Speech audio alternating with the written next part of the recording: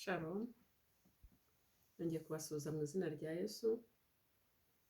Ndanezerewe kuko Imana yongeye kumpa umwanya wo kongera kugaruka kugira icyo mvugira imbere y'imbaga y'abantu babasha kunkurikira.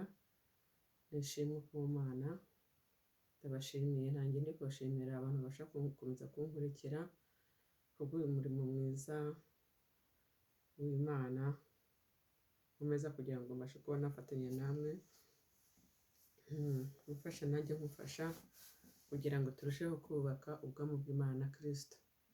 Reka rero dutangire dusenga Imana mu kuyishima ko yandinze nawe ikakurinda wowe ubasha gukurikira buno butumwa. Akenshi cyangwa ko ari ikiganiro uburyo muganira n'umuntu arakubona ko wagira icyo uvuga uti hano byari bimeze gutya, numvise gutya, sobanukiwe gutya, cyangwa nanjye hari icyo nashaka kongeraho, ko uyu murimo wacu Imana yaduhamagariye si uwacu n'uw'Imana, n'uwanjye nawe.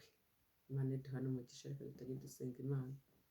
Ndagushimira Uwiteka Imana nkuru, ndakunezerewe Arufa na Omega, itangiriro n'iherezo. Uyu mwanya nje imbere y'ubwiza bwawe Data, ndashingiye kugira icyo mvugira imbere y'abantu bawe, abantu bawe wironkeye. Mana ndakwinjiza kugira ngo wongere kunyuza no kuntunganya, ukuremo ikibi gisa n'icyo mu izina rya Yesu. Uwiteka Imana, buri wese uzumva ijambo ngiye kuvuga rizamufashe Mwami, kuko ryavuye mu mutima utunganye, rizamufasha gukora ubasha kumubwira. Mana, njye ntacyo ufite nabwira abantu bawe, ariko muri njye ubasha kugirira neza Uwiteka Mana. Nuko mbere ya byose Uwiteka Mana, ndakwizeye kuko ubasha gukora muri njyewe, ndakwizeye kuko ubikoreye kugira ngo wiyubahishe, kandi ubikoreye kugira ngo umutima wanjye wongere kuba kwanjye. Hari umurimo nakoze uturuka mu mutima wanjye ari wo unkoresheje, kandi abantu bakagira icyo babasha kumva. Data, wampaye ijambo ryawe, umbwira ko wampaye agaciro, wabwiye Uwiteka Imana ko uhaye agaciro umwana w'umuntu, kandi tugomba kugaheshanya natwe ubwacu. Uwiteka Imana, ndagushima kubw'uno murimo waduhaye kugira ngo tubashe guheshanya agaciro mu ijambo ryawe, tubashe guheshanya agaciro kugira ngo twese tuzisange mu gihugu cyo mu ijuru, tubashe guheshanya agaciro mu gihe twibuka ibyo dukorera umunsi ku munsi.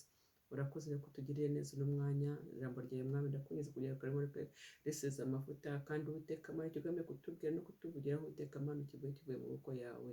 Tubisane tubyizeye mu izina rya Yesu. Urakoze, urangure muri jye nuko ndakunyuze kugira ngo mpere Imana nawe wivugire mu izina rya Yesu. Amen. Ndabashimiye rero, Imana nibaha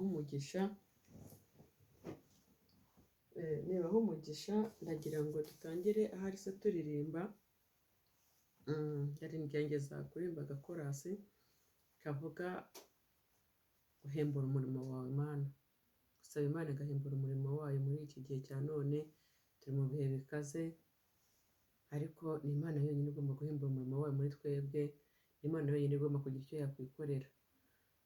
Ikorasi ivuga ngo hembura umurimo wawe Mana, kuko iyi si dukurura cyane, twabajyaga baririra itorero, Satani yamaze kubagusha. Hembura umurimo wawe Mana, kuko iyi si dukurura cyane, twabajyaga baririra itorero, Satani yamaze kubagusha. Hembura umurimo mu babyeyi, hembura umurimo mu bagabo, twabajyaga baririra itorero ryawe, yamaze kubagusha. Hembura umurimo wawe Mana, kuko iyi si dukurura cyane, twabajyaga baririra itorero ryawe, Satani yamaze bagusha. Hembura umurimo wawe Mana, kuko iyi si dukurura cyane, twabajyaga baririra itorero ryawe, Satani yamaze kubagusha. Hembura umurimo mu bakobwa, hembura umurimo mu bahungu, twabajyaga baririra itorero ryawe, Satani yamaze kubagusha. Hembura umurimo wawe Mana, kuko iyi si dukurura cyane, twabajyaga baririra itorero, Satani yamaze kubagusha. Hembura umurimo wawe Mana, kuko iyi si dukurura cyane,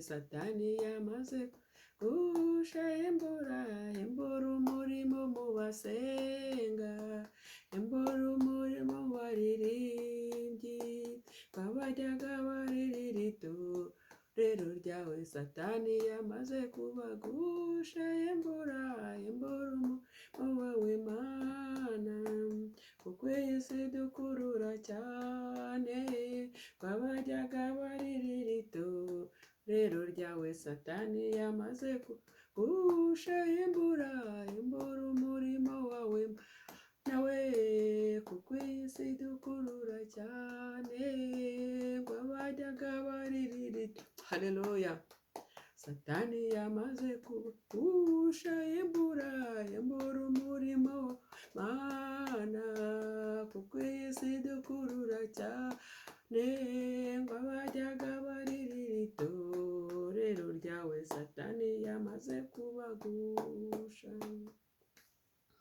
Imana ntiduhemburire imitima, ihemburire ibikorwa byayo muri twebwe, iduhembure mu buryo bwo gusenga, dukomeze kurera uno murimo w'Imana, dukomeze kurerera ubwoko bw'Imana, turerera abantu benshi barimo kujya mu nzira zo kurimbuka, benshi bari batangiye agakiza bakaba barasubiye inyuma, abenshi bari bagatangiye nabo bakabona hari ibigusha bagenda bahura nabyo mu nzira, tubasengere kugira ngo Imana ibagirire neza, kugira ngo turere itorero ry'Imana. Ni ukuri birakwiye kugira ngo iki gihe turimo buri wese yumve ko ari umutwaro we wo kurera itorero ry'Imana.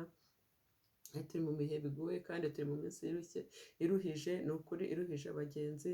Imana ingirire naza, impembure nawe guhembure, kugira ngo umurimo wa data twese tuzajya kumurikira Imana izavuga iti mwarakoze.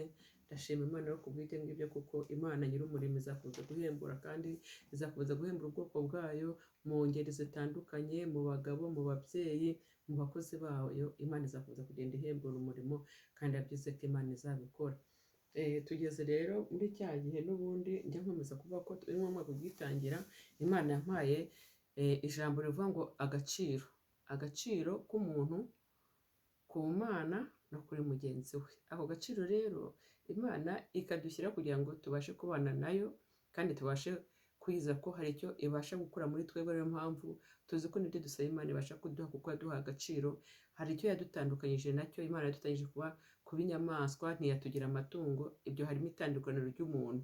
Niyo mpamvu rero nagombye kuba ko ufite agaciro imbere y'Imana, nawe ukaba ufite agaciro imbere y'Imana. Noneho tukumva ko ku Mana tuje, icyo tuyibwira cyose ko yaduha agaciro.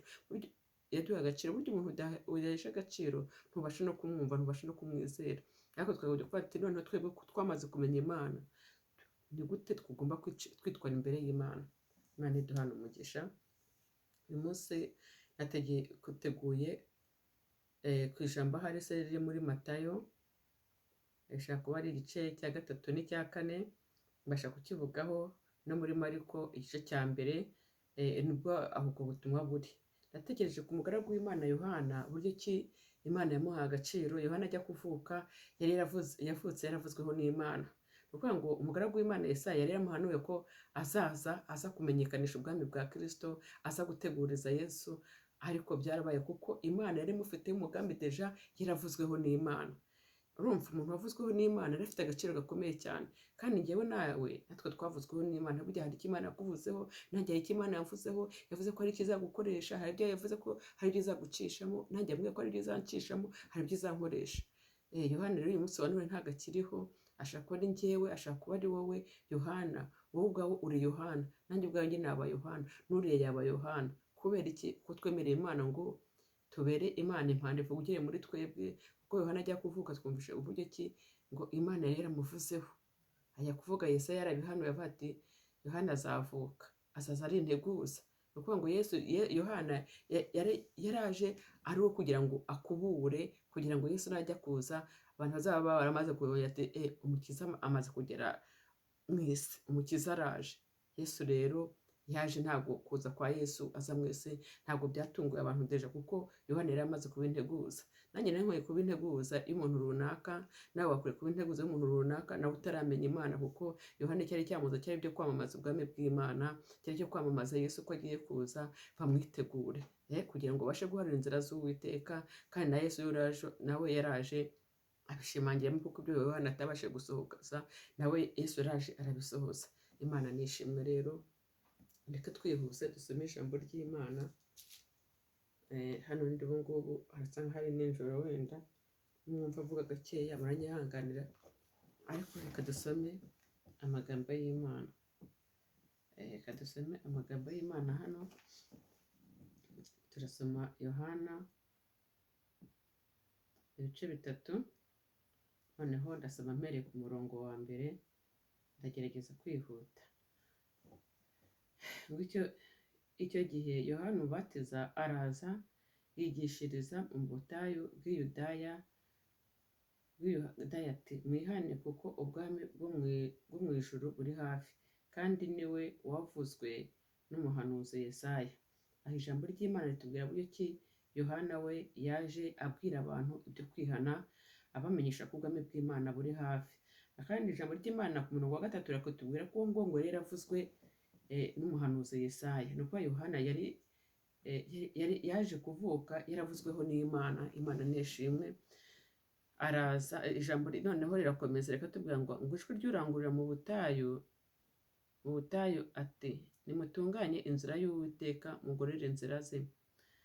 Yohana yari yambaye umwambaro w'ubwoya bw'ingamiya, abukenyeje umushumi. Ibyo kurya bye byari inzige n'ubuki bw'ubuhura. Aho ngaho ijambo ry'Imana avuga ngo, mbere y'uko wenda nkomeza nigeze ku murongo wa 4, uyu Yohana navuga ngo icyigisho turiho, navuga ngo Yohana yari afite imibereho yihariye, ntiyasaga n'abandi bantu. Icyigisho gishatse kuvuga ngo tandukana n'abandi. Burya umukirisitu, umuntu wizera n'utarizera ni abantu babiri batandukanye. Hari umuntu wemera Imana ariko akaba atayizera, hakaba n'umuntu wizera ari we mukirisitu wamaze guhinduka. Ubwo ngubwo ruvuga ngo nawe yari ari muri ibyo bice byombi yarimo, kuko Yohana we yaje deza yaravuzweho n'Imana, ibyo yari abifite, iyo kamere muri we yari ayifite. Noneho rero aza atunganya inzira z'Uwiteka, ari integuza y'abantu kugira ngo babashe gutunganya inzira y'Imana, babashe kwihana ibyaha, babashe kugira ibyo bahindura, kugira ngo Yesu nazaza azaza asanga abantu baramumenye, baramwizeye. Ariko dukomeje tukareba asanga abantu ateko bose babashe kumwizera. Turakomeza ku murongo wa 4. Yohana uwo yari yambaye umwambaro w'ubwoya bw'ingamiya, abukenyeje umushumi. Ibyo kurya bye byari inzige n'ubuki bw'ubuhura. Maze ab'i Yerusalemu n'ab'i Yuda yose no mu gihugu cyose giteganye na Yorodani bose barahaguruka bajya aho ari ababatiriza mu ruzi rwa Yorodani bavuga ibyaha byabo. Imana nishimwe. Ahangaha ijambo ry'Imana rikomeza ritubwira buryo ki Yohana yari umuntu navuga ngo yari special. Ntiyaryaga ibiryo nk'iby'abandi bantu barya, ntiyambaraga nk'iby'abandi bambara. Ni ukuvuga ngo Yohana yari extra, ni ukuvuga ngo yari umuntu udasanzwe. Yari afite imirire ye, yari afite imyambarire ye, yari afite uko abaho. Ese muri iki gihe cya none ninde wabaho akabaho mu buzima nk'ubwo Yohana yabayeho? Ntawe ndumva. Watunzwe n'ubuki ngo agatungwa n'inzige. Ni ukuvuga ngo Imana ijya kuzana Yohana n'umuntu yari amaze kumutegurira buryo ki agomba kuba, mbese ntiyasaga n'abandi bantu, yari atandukanye. Bishatse kuvuga ngo umukirisitu n'ubundi, umukirisitu wamaze kwizera n'utarizera, burya nabo ari abantu babiri batandukanye. Noneho Yohana we yari umuntu udasanzwe mu buzima bwe, ko ntigeze arya, ntigeze arya ibiryo bisanzwe, kuko Imana yaramuteguye izi mpamvu burya ati Yohana azagenda abeho mu buzima runaka bugoye bukakaye, reka wenda twe tumuteguze ye gusa n'abandi bantu. Burya rero umukirisitu nawe yagombye kumera ukwe, agasukwe, ntase n'abandi. Kuko muri iki gihe hari ibintu usanga bitera abakirisitu bamwe na bamwe, ugasanga abantu bashaka kugira ngo base n'abandi. Umuntu yabona ingendo kanaka arimo kugenda nawe akumva yayigenda, kanaka icyo akoze nabyo akumva yagikora. Ariko Yohana we ahangaha tumaze kumva ko we umwambaro wari ubwoya, ngo yazugishaga umushumi. Tekereza ubwoya. Ese ubwoya ntabwo nabona umuntu uvuga ngo rambara ubwoya, kuko hari igihe ushobora kuba ufite n'ubwoya ku mubiri, ariko byose nzi ko bwagushyushye. Ariko Yohana mbese yari umuntu udasanzwe, umuntu utararyaga. Hano ibyo kunywa ntabyo bavuze, ntabwo nzi imbere anywaga iki, niba ubuki bwari bumutunze gusa, ariko ari umuntu udasanzwe. Natwe mu buzima bw'umukirisitu rero twari kuba abantu badasanzwe, ntiduse n'abandi. Niba umuntu akoze icyaha nawe uvuga ngo nanjye ndareka mwigane, kuko hari igihe bamwe nabo usanga icyaha cy'inshuti cyangwa se icyaha cya famiye, ariko siko byari bimeze we, kuko yari yamaze guteguzwa icyo aje gukorana muri ino si. Icyampa rero nimba waravuzweho n'Imana nawe ukagira ingendo yawe, ukagira uko ukora kwawe, ukagira uko wibwira kwawe, ntuse na babandi bo mu muryango wawe, ntuse na babandi b'inshuti zawe, ukagira buryo ki ubamo umuntu akuziho. Hari igihe umuntu aburya aba mu isi bakagira icyo bakumenya ko ati kanaka yanga ibi, kanaka akunda ibi, kanaka avuga ukuri, kanaka ntavuga ukuri. Mbese umuntu wese gukora kuba uyu muntu ni ukuri pe, hari icyo uyu muntu tumuziho, hari icyo tubasha guhindukaho. Twakomeje, turakomeza no ku murongo wa 6. Mbese batubwiye ko abantu bazaga baza ngo bamusanga akababatiza, ariko mu kubatiza aba bantu banzaga bakavuga ibyaha byabo, kuvuga ngo barabyaturaga.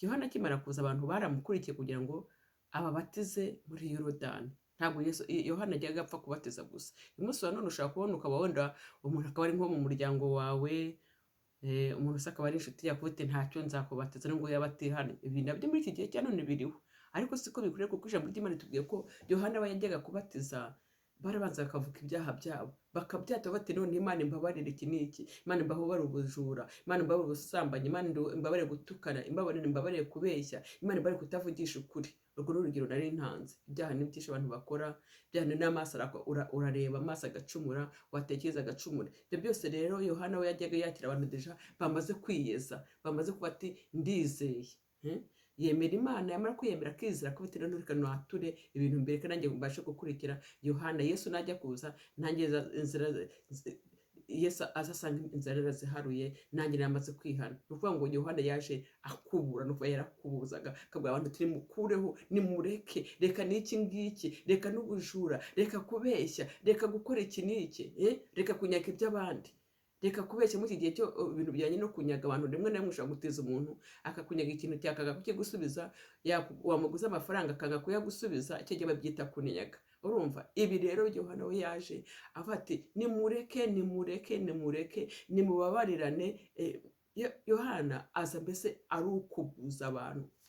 Aha ndibuka kera ukuntu najyaga mbyuka muri mu gitondo nkaharura ku muharuro, nkatera ibintu by'indabo, narumvaga mbikunda. Umvaga icyo gihe waba uvuga uti wenda nk'umushyitsi ashobora gucana ku irembo akabona ukuntu hameze, cyangwa nahicara numva hameze gutya. Nubwo muri iki gihe ndaho ndiyo ntabasha kubona ko hari umuharuro mfite, ariko uba witeguye uvuga uti kanaka atasanga ahantu hasa gutya. Na Yohana niko byari bimeze muri icyo gihe. Ari integuza ya Yesu, ari guteguza abantu. Ese muri no minsi ngiye niteguye gute? Ese wowe uri kwitegura gute umwami wawe? Ko Yohana we yabashe guteguza abantu bakanamusanga bati bari bamufitiye amatsiko. Yesu yagiye kuza abantu bamufitiye amatsiko, bati reka twihane, reka tureke ibyaha byacu. Ariko se uyu munsi bimeze bite? Kuri wowe bimeze gute? Kuri njye bimeze bite?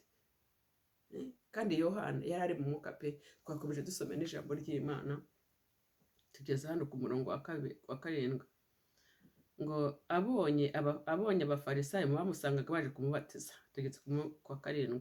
Abonye abafarisayo n'abasadukayo benshi bazanywe no kubatizwa, arababaza ati mwabana b'inshiramwe, ninde wababuriye ngo muhunge umujinya uzatera? Nuko mwere imbuto zikwiriye abihannye. Urumva? Yohana yari afite ishishurirwa rikomeye, kuko burya umuntu udasa n'abandi aba afite nawe uko agenda, aba afite uko areba. Yari afite guhishurirwa gukomeye. Twakomeje. Yohana amenye ko abo baje kubatizwa bari bafite imitima idahinduka. Abafarisayo ngo bari n'ubwoko bw'abasadukayo n'ubwoko bw'abafarisayo. Ahishurwa ko baje kubatizwa ariko badashaka kureka ibyaha byabo. Ngo mwabana b'inshiramwe, ngo ninde waburiye ngo muhunge umujinya uzatera? Nuko mwere imbuto zikwiriye abihannye, ntimukibwire muti dufite Aburahamu ni we sogokuruza. Imana niduhana umugisha. Abo bantu noneho reka tujye kuri wa muntu wemera. Umuntu wemera ashobora kuba yemera Imana ariko atarayizera, akemera ko Imana ibaho ariko ntayizere, ntiyemere ko imirimo yako bafite ibyo byose ibintu bifite aho bituruka. Nimba ndyama nkasinze ejo mu gaciro bifite aho bituruka. Ariko uyu nguyu Yohana we yahise ahishurirwa ubwo bwoko bw'abasadukayo, n'abafarisayo, ahita ahishurirwa ko hari abantu bari baje gusa mbese nk'abamukina ku mubyimba, bati se uriya nawe arakina, twebwe dufite sogokuru wacu Aburahamu, buriya nta kabuza ko tuvuka mu muryango uzwi n'Imana, ufite iyo cyo natwe tugomba kubatizwa. Yohana amenya ko baje kumugerageza, ati mwa bana b'inshiramwe, ese ni gute kuko ari kubabatiza kandi we yaraje ari integuza Yesu afite icyo yamuvuzeho, umwuka w'Imana wagendaga kuri we akabasha guhishurirwa ibiri mu mitima y'abantu. Natwe ikidukuriye muri ino minsi ya none ni uguhishurirwa ikiri mu mutima w'umuntu, kuko hari igihe Imana iguha amaso yo kureba ukabasha guhishurirwa ibyo umuntu ashaka kuba atekereza ukabimenya pe. Niyo mpamvu uzasanga muri iki gihe ushaka kuba uri mu mwuka w'Imana umuntu akababeshya, yakubeshya bihishurirwa ugasanga ntimurimo guhuza. Kubera iki? Deje wamuvumbuye imigambi afite muri we, wayivumbuye. None amaze kuyivumbura aragira ngo aragereza kukwicaho, akuvuga ko wowe n'ibyo ukora nta gaciro bifite. Aba niyo mpamvu bamubwiye ngo ni abana, ngo ni abuzukuru ba Aburahamu. Numva ko byari byoroshye nimba Aburahamu atari afite umwana, cyangwa se avuga ati wenda nanjye nakwita urubyaro rwa Aburahamu, kuko Aburahamu yari sekuruza w'amahanga yose, afite natwe tukomoka mu byaro rwa Aburahamu. We rero hano hasi yagiye abasubije, dukomeza hasi simbasha gukomeza, avuga ati ngo ntimukibwire muti dufite Aburahamu niwe sogokuruza. Ndababwira yuko Imana ibasha guhindurira Aburahamu abana muri aya mabuye. Yohana ahita abasubiza ati Imana ibasha guhindura Aburahamu abana. Byabaye nk'aho hari abantu bari baje gukina ku mubyimba Aburahamu, bati nubwo nta bana afite ariko natwe twakwitira urubyaro rwe. Yohana ahita abahishura kuko ari mu mwuka w'Imana. Birakwiriye rero kugira ngo n'umunsi wa none njyewe nawe tubashe guhindurwa niba hari icyo Imana yakuvuzeho. Ubwo wavuzweho n'Imana burya agira n'ibanga ry'Imana, ikintu kikajya kukugeraho akakugerageza, umuntu akaza kukugerageza nawe abasha guhishurirwa kuko wavuzweho n'Imana, kuko ugenda n'ibanga ry'Imana. Ikorasi umuntu umwe warembye ikorasi avuga ngo kugendana na Yesu nibanga rihambaye, kugendana na Yesu nibanga rihambaye, kugendana na Yesu we nibanga rihambaye, kugendana na Yesu we nibanga rihambaye. Umugaragu w'Imana rero ashirwa abazaga bamusanga byo kubatiza nyakuri, n'aba ngabo bamusanze noneho bitwaza ko ari abo mu muryango ukomeye, ko bavuga ko Aburahamu ari urubyaro rwa Aburahamu, ko bazwi. Yohana abahishuriwe bati reka da, ninde wababwiye ngo muhunge umujinya uzatera? Kuko wabonaga ari ubwoko butajya buhinduka. Burya no muri Isano hari abantu batajya bahinduka. Umuntu akajya mu rusengero adahinduka, umuntu akashobora no kubatizwa ntarahinduka, umuntu ashobora kujya kwigabura ntarahinduka. Abo bose barahari. Kubera icyo umuntu yamaze aremera ariko ntarizera, ntarakizwa, ntarabatizwa. Hano ni byiza ko buri wese yasoma kino gice ahari se akakirangiza. Uyu nguyu Yohana yagiye akora ibikomeye, ariko noneho tugiye muri Mariko ku gice cya mbere muri Mariko haratwereka buryo ki uyu Yohana yaje kugeza igihe arafungwa. Nakurikiye inkuru ze, ntaho nabonye impamvu Yohana bavanye inkuru nyamukuru yaba yarafunzwe, ariko ndatekereza nsanga buryo ki Yohana mu we yabatije n'aba bandi bari batari bihana ibyaha, babandi bemeraga gusa ariko batarizera Yesu, ntabwo yababatije. Cyangwa ibyo yabashe kuba yarabizize, ariko yari amaze guteguza ubwami bwe ati mwihane ibyaha, mureke ibyo byaha, mureke ubusinzi, mureke ubujura, mureke ubusambanyi, mureke kuraguza, mureke guterekera. Sinzi nimba ibyo bintu uyu munsi Yohana bibaho, kuko ntabwo nzi uko bikorwa, ariko ibintu nk'ibyo nibyo Yohana yaje yihanisha. Hano ko muri Mariko ku gice cya mbere batubwira buryo ki Yohana ngo yafunzwe. Kuri igice cya mbere umurongo wa 14, tetera amagambo yavuga ngo Yesu abatizwa na Yohana ageragezwa na Satani. Noneho hano kuri 13 aravuga ngo, reka duhere kuri 12, ngo uwo mwanya ngo umwuka umujyana mu butayu amarayo iminsi 40 ageragezwa na Satani, aba hamwe n'inyamaswa, abamarayika bakamukorera. uyu nguyu ni Yesu. Duterera hano ku murongo wa 9 turabibona neza. Yesu buryo ki Satani yagiye kumugerageza ngo yageragejwe iminsi 40. Ahandi hari muri Matayo niho bavuga ko iminsi 40 ariyo yageragejwe n'amajoro 40. Bishatse kuvuga ko Satani yaramugerageje, aramutera atangira kuhita ngo nimba wibwira ko uri umwana w'Imana, hinduriwe mu mindigegati. Satani amutera amugerageza, ariko Imana ibana nawe. Ijambo ry'Imana tubwiye ko hano ngo abamarayika aribo bamukoreraga, kuko yaje ari Imana. Ariko ukomeje hariya ku murongo wa 4 haravuga ngo nuko ngo bamaze kubohesha Yohana, Yesu ajya i Galilaya avuga ubutumwa bwiza bw'Imana ati, igihe kirasohoye, ubwami bw'Imana buri hafi, nuko mwihane mwemere ubutumwa bwiza. Ahangaha Yesu yakomeje ahamya ibyo Yohana yari yaravuze, agenda abisubiramo kugira ngo abantu babashe kwihana. Na n'uyu munsi turacyabyumva, na n'uyu munsi turacyaburirwa. Umuntu rero ufite umutima wo kumva yakagoye gufata ibyo aribyo byose, reka nanjye nemere ibyo Yesu yambwiye, ibyo Yesu yasigiye babandi, nanjye umunsi uko ngiri kubibwira, nanjye reka mbashe kwihana, mbashe kwihana ibyaha, mbashe guhinduka.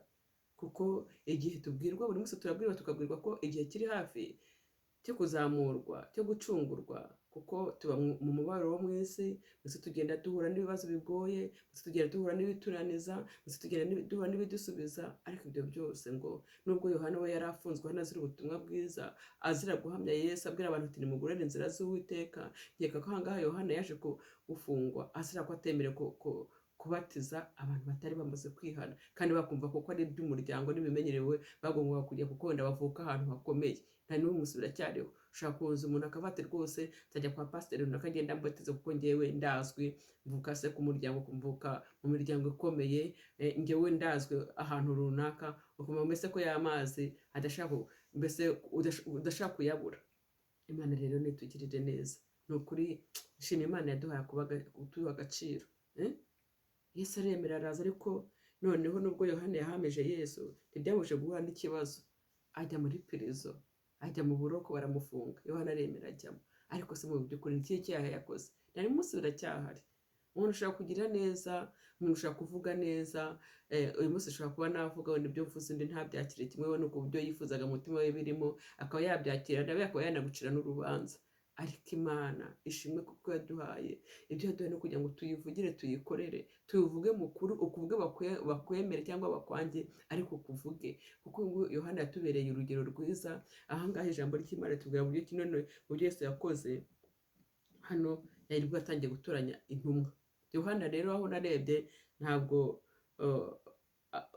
we yigeze yinumira umurimo wari wamuzanye.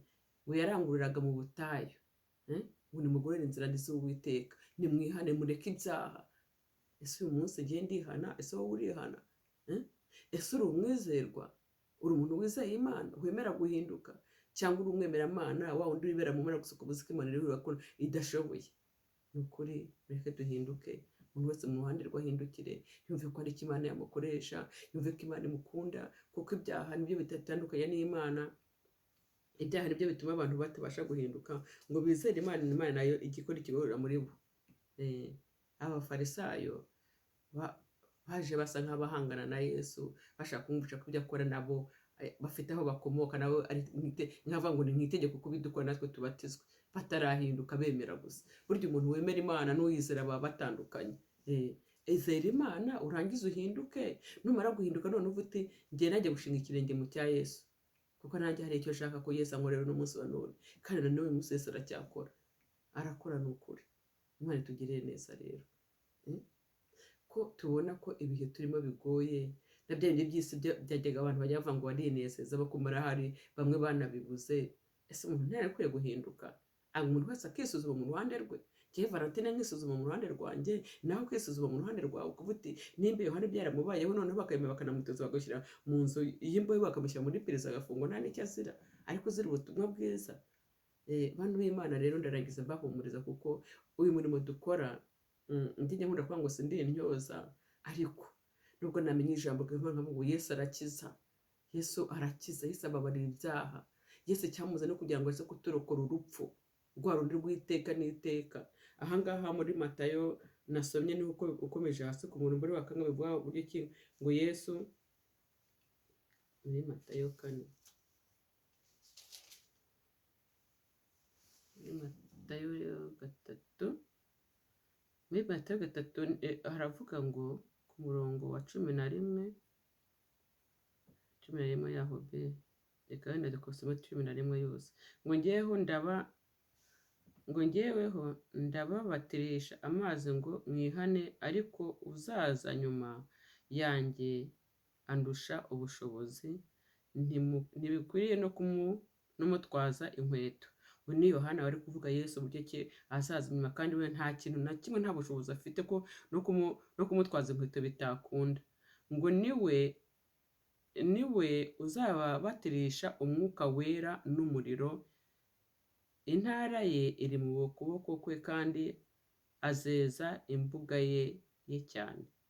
Ngo intara ya Yesu iri mu kuboko kwe. Ushatse kuvuga ngo Yesu aze kuvuga ubutumwa n'ibyiza navuga ati mfite inzu yanjye ndi bujyame bungaha, cyangwa se mfite aho we intara mbese no kuvuga ngo intara ni ukuvuga ngo aho gutura he habaga hari mu kuboko kwe, aho yagiye kubata aha ngaha Imana ishimye ko baryama, njyewe Mana ndi kumwe nawe. Yesu yari Imana ariko afite ubushobozi bwose bw'ubumana burafate. Aha niho ngiye gucumbika, ndacumbika hano ndarara hano, kuko hose nuko aho yagendaga hose harahe. Imana igenda hose, Imana yirirwa mu Rwanda, yirirwa mu bihugu byose ku isi hose, kuko nahaye. Noneho rero ijambo ry'Imana rivuga ngo habaga arahe, kandi ngo yaje aje kweza imbuga, ni ukuvuga ngo yaje aje gukubura. Ijambo ry'Imana kubuza ritubwira ngo amasaka ye ngo azayahunika mu kigega, ngo ariko umurama wo azawucanisha umuriro utazima. Ni ukuvuga ngo amasaka tuvuga ndetse ko ari abantu bamaze kwizera umwami we Yesu Kristo, bamaze kumwizera umwami w'umukiza wabo bakemera guhinduka, ariko noneho bavuze ngo umurama ngo azawucanisha umuriro utazima. Ubwo Yesu Kristo ushatse kuvuga ngo ijambo ry'Imana ubundi ritubwira ko umuntu wizera Imana n'utayizera baba batandukanye. Umuntu w'umunyabyaha n'umukristo baratandukanye. Noneho bandi babatizera rero bacaniwe umuriro, kuko mwisho nta cyaha kizajyayo. Ni ukuri sindi umuhanga mu byo kwigisha cyane, ariko ijambo ry'Imana ukwiye kurimenya neza ukarisobanukirwa, utanasobanukirwa ukabaza. Uyu muriro rero abantu bazawujyamo abataremeye gukurikira Imana no kuyizera uko bikwiriye, ngo bemere kwihana ibyaha byabo, bemere guhinduka. Ntabwo dushatse kuba ko umuntu ajya mu rusengero atabasha mu rusengero, ngo ubwoko bw'Imana n'ijambo ry'Imana tubwira ngo uyu bwoko bw'Imana bwateranye na Satani yagenda agaterana nabo, ukaba wari uwizeraga uratangira inzu wagira ngo ukayivamo pe ugasubira inyuma. Umuriro rero n'ubundi uriho, kandi ni Yesu uzaba wawicaniye, niwe wacaniwe. Kugihe kizaba kibabaje uwo munsi w'umuriro, umuntu ajye mu muriro, cyangwa se uzaba ari amasaka agomba guhunikwa, kuvuga ngo ni babandi bazajya guhemba ibyo bakoreye. Twaba dukura umuntu agahita ate se ndaba umurama cyangwa ndaba amasaka? Nihitamo n'iryanjye nawe uhitemo neza, uvute icyo Yesu cyamuzanye cyari cyo guhindura. Kandi noneho Yohana ajya kuza yaje nawe ari integuza ya Yesu. Yesu araza nawe aravuga ati noneho nanjye nzacana umuriro, amasaka nzayahunika. Ubwo wahitamo ibintu bibiri rero. Uwiteka tugire neza, Imana iduhane umugisha. Ni ijambo nanifuje kugira ngo dusangire. Ni ukuri njyewe ikintu cyafashije cyane nuko nabonye uburyo ki Yohana yabayeho. Yari umuntu udasanzwe, yari afite uko arya, yari afite uko yambara, yari afite uko avuga, yari afite uko abona mu buryo bw'umwuka no mu mubiri. Ibyo bintu yari abyibitseho. Umuntu w'umukristo rero yagumye ibyo bintu no kubyibikaho, ukagira imyambarire yawe abandi bantu bakuziho, ukagira imivugire yawe. Hari abatayemera, ariko iyo bari kumwe bonyine burya baraguhamya bakakuvuga nuko utabyumva. Kanaka burya ni umunyamagambo, kanaka burya arasebanya, kanaka burya yambara nabi, kanaka burya arateranya, kanaka burya noneho kanaka afite ukuntu arya, burya arya imboga za salade, arya udushyimbo gusa, arya utuntu burya kanaka asenga iminsi ingahe mu cyumweru, asenga iminsi ingahe mu kwezi. Abantu bakagira ikintu bakumenyeraho. Yohana rero nawe yari ateye ukwe, yari afite uko abana n'Imana mu buryo bw'umwuka. Imana ishimwe rero, ngiye nanjye gushima Imana, umwuka w'Imana yohereje ikamugabira buri wese uko bikwiriye n'uko ishaka. Yohana we yaje awuza, ntabwo yagombye kujya kumusengera. Hari igihe abantu benshi ugasanga umuntu yasengera umwuka w'Imana, Mana mu mwuka wera, mu mwuka wera. Umuntu wese afite umwuka wera kuko agenda kuwusuzwamo. Wa wundi utuma utabasha gukora icyaha, ni uko umureke mbabwire, umuntu utuzuzwa umwuka wera biba bimworoheye gukora icyaha, biba bimwemereye kubeshya, twazabonekera ba bandi bakunda kubeshya kandi bakabikora. Urumva? Niyo mpamvu rero umuntu wese yagombye kurwana urugamba afata Imana, nyongera umwuka wera kugira ngo nanjye mbashe kugera sunikirwa mu nzira yo kwizera. Nimara kwizera nanjye mba umukirisitu wo kwihana, wo kubatura icyaha muri njyewe, nangane n'ikibi gisa nacyo. Imana nitugirire neza. Icyampa umuntu wese akaba mu ruhande rw'urunguru Yohana yabayemo. Ni ukuri Yohana yabyitwayemo neza, nubwo nyine yasize ubutumwa bwiza agafungwa, na n'uyu munsi aratubona biracyariho. Umuntu w'umukristo yagombye kuba ati mu gifindi bivuga ngo ndivarinesi, ukuvuga ngo ukaba urangije rwose kwiyakira, ufite njyewe n'icyambaho cyose, bakagutuka ukemera, bakagucunaguza ukemera. Umva, nubwo wasigara uri wenyine, ariko ubutumwa bwiza bubere kugira ngo twamamaze ubutumwa bw'Imana, tuvuge ngo Yesu arakiza, akiza imitima yacu, kugira ngo buri wese aho yakire ubutumwa bwiza, ufite ndakira icyo bizabaho cyose. Mu gihe cya korona inshinge ziriho, bazatera abantu igitsina bihanye kuko nta kintu Imana iranyerekaho, ariko niba ufite icyo Imana yaguhayeho, cunga izamu ryawe kugira ngo kana kuvuga ngo ugenda nka Valentine, kuko ingendo yanyisha kuba ngenda nacumbagira wenda kuko ndwaye umugongo, nawe ukaba ugenda wenda ukambakamba kuko mu ngingo zidakora, nawe ukaba ufite ikibazo cy'umutwe, urutugu rugenda ruhinga kuko hari imitsi idakora, ugasanga none umwe aragenda yigana undi kandi ntuzi impamvu. Guma mu kirindiro cyawe, aho Uwiteka yakurindishije, izamu ryawe rigumemo neza, ufite aha niho ndi noneho, aha Yesu, aha niho mutegerereje. Ndi amasaka cyangwa ndi umurama? Menya nimba uri umurama cyangwa uri amasaka, nimba uzahunikwa cyangwa uzatwikwa. Imana itugirire neza. Ariko ntabwo nakwifuriza umuntu ngo azaba umurama, ahubwo buri wese agakwiye kuba amasaka azahunikwa. Wagakwiye kuba umukristo uzagera imbere y'Imana uvuga Imana, nanjye ndaje, mvuye muri ya mibabaro, mvuye muri ya miruho yo mu isi. Buri wese akakira umwami n'umukiza, ati reka nihane bya kugira ngo nanjye nzabone ubugingo. Imana niduhana umugisha. Ndangije rero mbashimiye Yohana rwose, Imana ishimwe kuko agaciro ke Imana yamuhaye yarakatugaragarije, kandi Yesu nawe yaje guhamya ibyo Yohana yari yaramuvuzeho. Imana nishimwe. Hari icyo Imana yavuzeho, nawe hari icyo Imana yakuvuzeho. Hari aho yagutumye, nanjye hari aho yantumye. Wabasha kuvuga ijambo rimwe gusa, uvuga ngo abantu baguti Yesu arakiza, Yesu arakiza, Yesu arababarira ibyaha, kugira ngo ejo hatazagira umuntu utwaza ngo Yesu numvise ijambo ry'Imana. Ntabwo turi intyoza, ariko ni igihe cyo kugira ngo tubwire abantu babashe kumenya aka gaciro Imana yaduhaye, kugira ngo natwe bagenzi bacu tukabaheshe mu ijambo ry'Imana. Imana inkunde mbibye ubwiru, Imana impa agakiza bibye kugira ubwiru. Ni ukuri ntibikabe. Mureke twamamaze ubwami bw'Imana Kristo, mureke twongere gusenga, Imana twongerera imbaraga z'umwuka wera, kugira ngo ibihe tugiye kuzinjiramo tubashe guhangana nabyo. Umwuka wera ni mwiza cyane, ngo umwuka wera ngo akore imirimo ikomeye, ni wowe wemeza abantu by'ibyaha byabo. Icyampa wowe wamaze kumwakira ukumva ko ukiwaturira kuri bagenzi bawe, ukibaturira kuri bagenzi bawe, kugira ngo bave hahandi bari. Kandi abasubiye inyuma, bene data, mwisubire inyuma ni kwa Satani, inyuma nta kiza gihari. Mukomeze urugendo, dukomeze inzira, ntabwo twibeshye. Abatarakomeza urugendo rero mwihangane, nimba wabeshyaga we kubeshya, nimba wibaga ureke kwiba, nimba wasindaga ureke gusinda, nimba wasambanaga ureke gusambana, nimba wanyagaga abagore b'abandi ureke kunyaga abagore b'abandi, nimba umugore watwaraga abagabo b'abandi ureke kubatwara, nimba wanyagaga, kuko ibyo bintu kenshi, hari ibintu kenshi nagiye mpura nabyo, nkagenda mbere nkabona ukuntu abantu babikora, ugasanga umuntu ahemukiye undi, ariko akihesha amahoro, akaba atanakwihana. Ariko pe Imana ashimwe, kuko ndangije nshima Imana, mvuga kuko muri minsi Imana agendera umutima wanjye, numva ko umutima wanjye ubuhutse, numva ndi gufata Imana, nyuzuriza n'ahandi ubona ntuzuye. Nawe rero nkwaturire kuzuzwa umwuka w'Imana, kugira ngo uru rugendo turimo buri wese azabashe kurusohoza, azaba amasaka yo guhunikwa.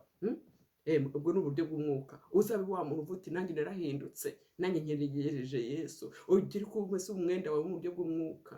Mfite umwenda wanjye, umwenda w'umugeni ntabwo uzandura, mfite uko nzawucunga. Kuko turi muri ino si, umuntu akanagorana gatoya ugasanga uracumuye, sinshobora kuvuga nk'uko uvuga. Umuntu ajya ubasha akakubaza nk'ikintu, we yamaze kugufatira igisubizo, yamaze kwifatira igisubizo, wamuha kontere y'icyo yifuza, ugasanga ararakaye, abate kana kavuga nabi, kana karankomerekeje. Kubera iki? Umuhayirije igisubizo kitameze nk'icyo we yari akwizeyeho. ariko Uwiteka tugirire neza, Imana idushoboze aho tutazi, aho tutabasha gusobanukirwa, aho tutazi kuvuga, Imana itwigishe kuvuga kugira ngo tutajya